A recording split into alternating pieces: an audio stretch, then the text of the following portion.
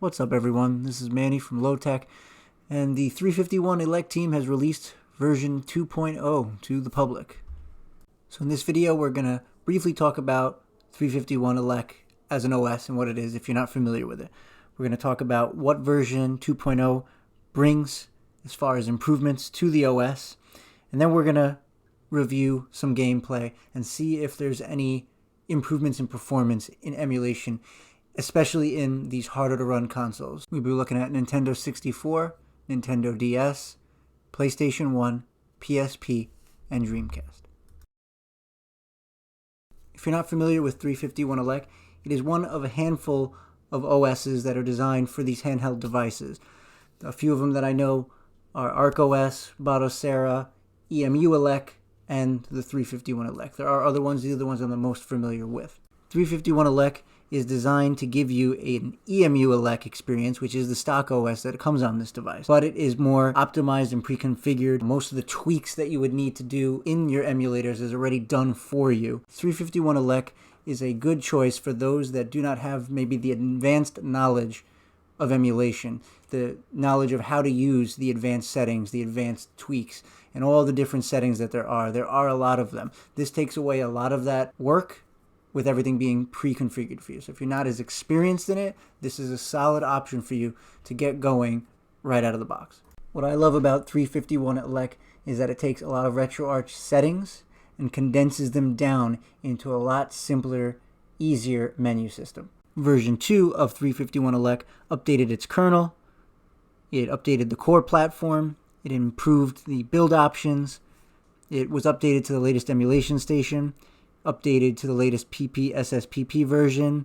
All the cores that are in RetroArch were updated to the latest versions.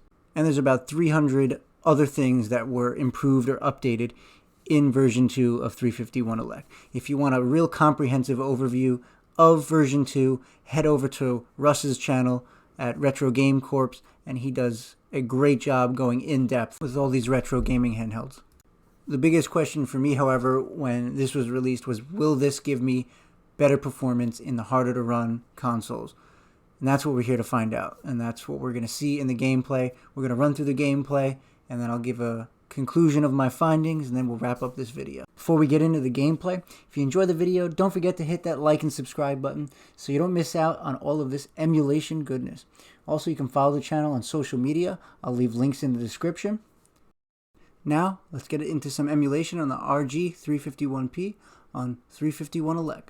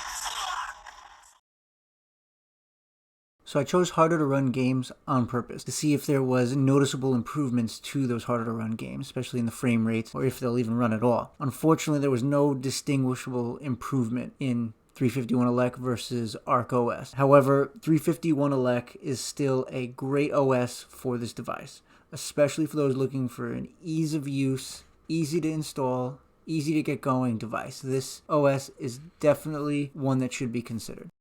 Well, I'm going to call this video a wrap. I hope it was informative. I hope it was enjoyable. I want to thank all of you for watching, and I hope that you all have a good day.